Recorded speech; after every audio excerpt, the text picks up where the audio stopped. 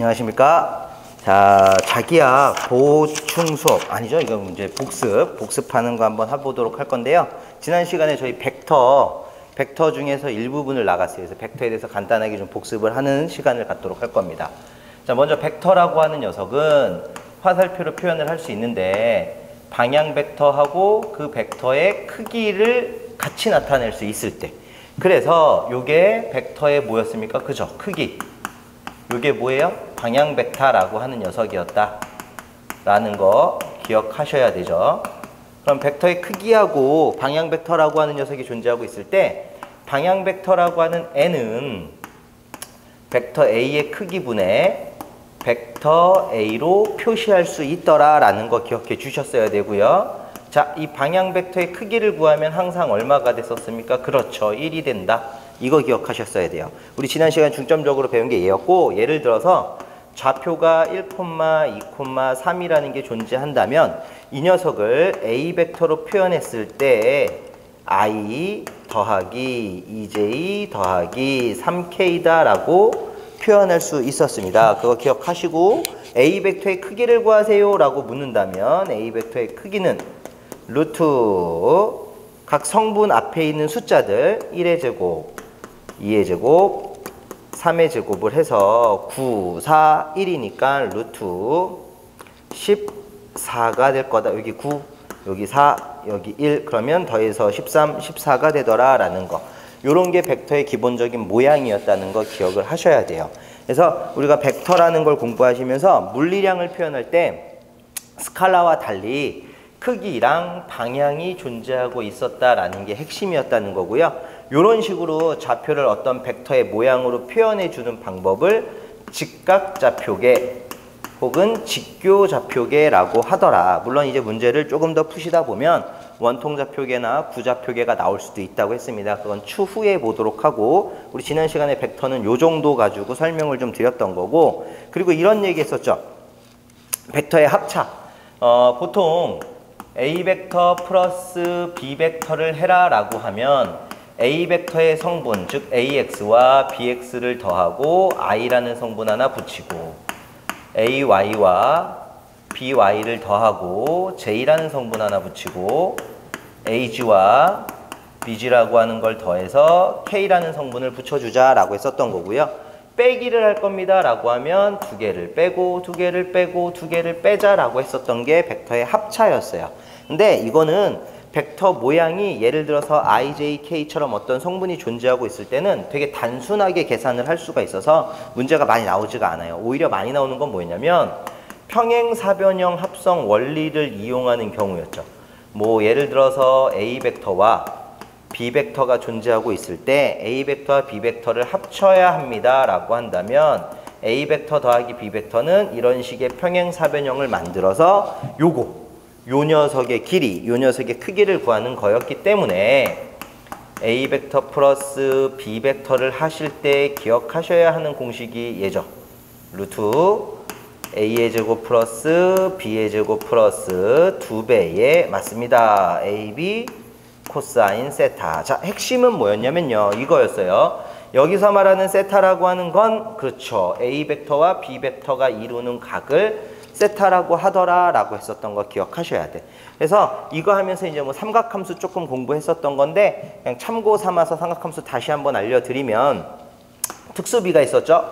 옆에다가 써드릴게. 1대 루트 2, 1대 루트 3대 2, 3대 4대 5, 하나 더 6대 8대 10이라고 하는 특수비는 기억을 하셔서, 얘는 45도 삼각형일 때, 얘는 30도하고 60도 삼각형일 때, 얘네들은요 앞으로 계속 똑같아요. 2배 했을 때, 3배 했을 때 뭐 쭉쭉쭉 같아지는데, 37도하고 53도라는 각도를 가지고 얘기할 때, 예를 들면 우리 다 했었던 거니까, 예를 들어서 이렇게 이런 식의 직각삼각형이 존재하는데, 여기가 만약에 30도라고 한다면 변의 b는 1대 루트 3대 2라고 하는 변의 b를 써서 가장 긴 변이 2, 가장 짧은 변이 1, 나머지가 루트 3.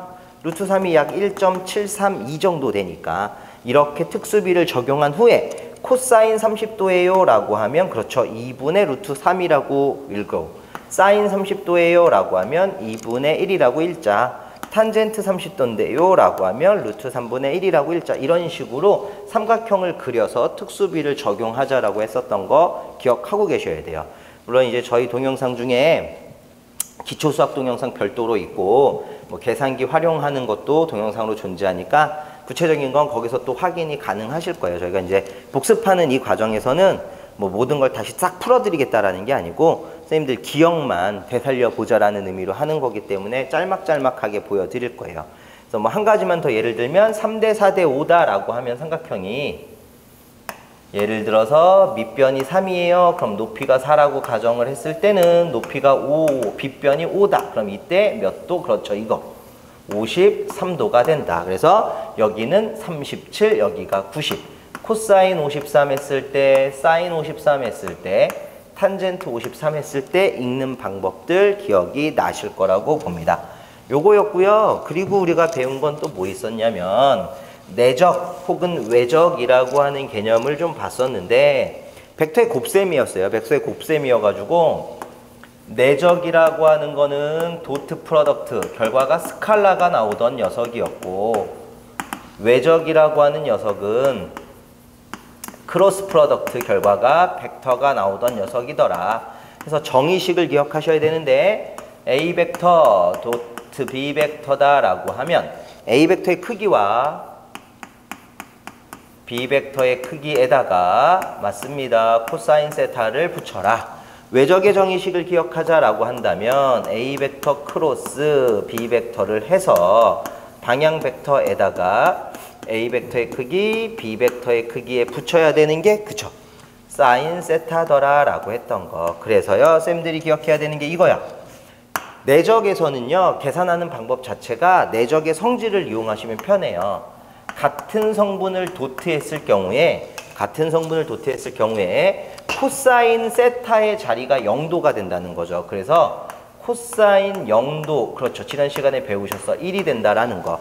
그러니까 같은 성분을 도트했을 때는 1이 나올 수 있지만 성분이 다를 때 I 도트 J를 하게 되면 코사인 세타가 0도가 아니라 90도로 바뀌기 때문에 코사인 90도는 0, 결국 성분이 다른 녀석은 얼마다? 0이다.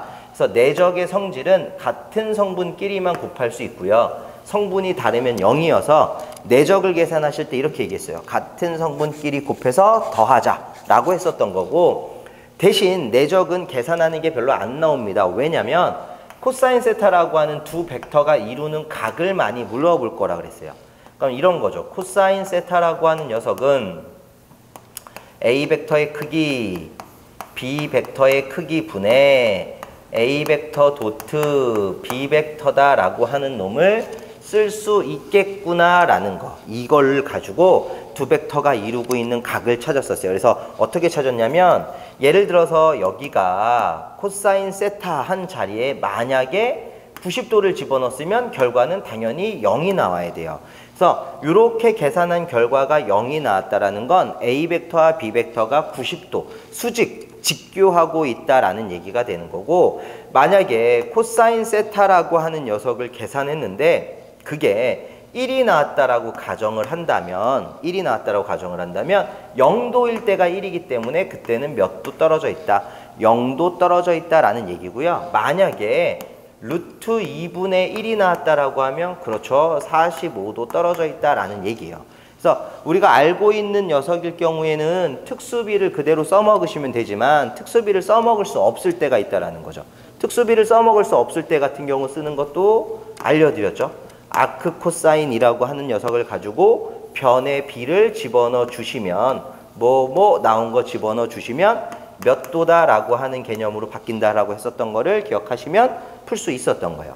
그래서 내적 같은 경우에서는 계산을 하라는 것보다는 두 벡터가 이루고 있는 각도, 참고로 저 같은 경우는 어떻게 하기로 했었어요? 위에 거를 먼저 계산하기로 했었습니다.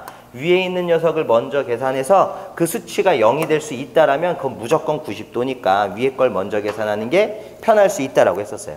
자, 그럼 이제 외적 같은 경우는 뭐였냐면, 외적은 물론 외적을 계산하세요 라고 말을 하기도 하지만 이렇게도 물어볼 수 있습니다.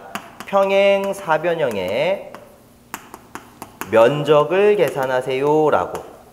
그래서 평행 사변형의 면적, 평행 사변형의 넓이를 계산한다라고 하는 게 곧 외적을 한다라는 얘기였고, 외적은 성질이 조금 달랐어요. 같은 성분을 크로스하게 되면 사인 0도가 되기 때문에 0이에요. 그래서 같은 성분이 0이 됐던 거고, 여기가 헷갈렸죠.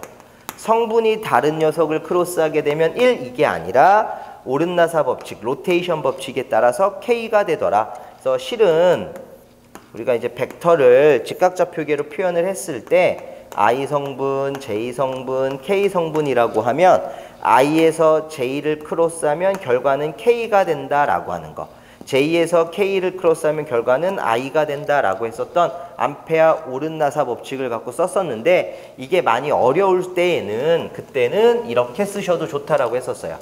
I, J, K를 두 번 써서 I에서 J를 크로스하면 결과는 K, J에서 K를 크로스하면 결과는 I, 이런 식으로 방향을 따라가 보자. 혹은 반대로 K에서 J를 크로스하면 결과는 마이너스 I, 이렇게 밑으로 가는 화살표는 마이너스가 붙었다라는 걸 기억하면 외적을 계산할 수 있었고요. 외적은 계산하는 요령이 조금 달랐죠. 그래서 우리가 뭘 이용했었냐면 3x3, 3x3 행렬이라고 하는 걸 이용을 하셔가지고 이렇게 했었습니다. 만약 A 벡터와 B 벡터를 크로스하세요 라고 시키면 이거죠. A 벡터하고 B 벡터가 공통으로 나타내는 방향 성분인 IJK를 쓰고 A 벡터에 해당하는 거 AX, AY, 그리고 죄송합니다. AG라고 하는 녀석을 쓰시고, B 벡터에 해당하는 것도 마찬가지 BX, BY, BG라고 하는 걸 써서 얘를 계산을 하실 때 이거였죠?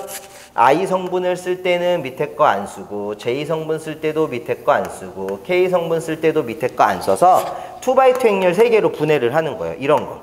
I 성분을 쓸 때는 가리고 오른쪽 해서 AY, AZ, BX, BY 이렇게. 또 J를 쓰실 때에도 가리고 오른쪽 하면 가리고 오른쪽 AZ, AX, BZ 그리고 BX 더하기 K라고 쓰게 되면 가리고 오른쪽 없으니까 로테이션 돌리면은요 AX, AY, BX, BY가 되더라 하면 2x2 행렬 3개로 분해가 되기 때문에 한 가지만 해드릴게. I라고 써드리고요. 요렇게 곱하는 거죠. 그럼 AY 곱하기 BY가 되고요. 요렇게 곱하는 건데 그러면 AZ 곱하기 BX가 되지만 이쪽 방향으로 곱했을 땐 부호가 마이너스였다라는 거. 마찬가지 J라고 하는 성분을 쓰실 때에도 곱해서 AZBX 거기에다가 반대쪽은 마이너스라고 그랬으니까 마이너스 AXBZ 플러스 K를 쓰실 때에도 곱하면 AXBY 마이너스 AYBX가 되더라 라는 거. 요거를 기억을 해 주셔야 되는 거예요. 여기까지 하시면 지난 시간에 했었던 것들이 정리가 다 되시는 거죠. 그래서 이런 식으로 앞으로 저희가 수업이 끝나면 꼭 복습하는 시간을 조금씩 가질 거니까 뭐 수업했던 걸 전부 다 해드리진 못해요. 시간상 그건 안 되고 짤막짤막하게 이렇게 정리를 해드리면 적어도 이 정도만큼은 기억을 하시고 이걸 가지고 교재에 있는 문제들은 직접 풀어보시는 거예요. 그리고 안 되시면 직접 오시거나 전화로 질문하시면 되겠습니다. 그럼 첫 번째 복습 시간은 여기서 마무리 짓겠습니다. 수고하셨습니다.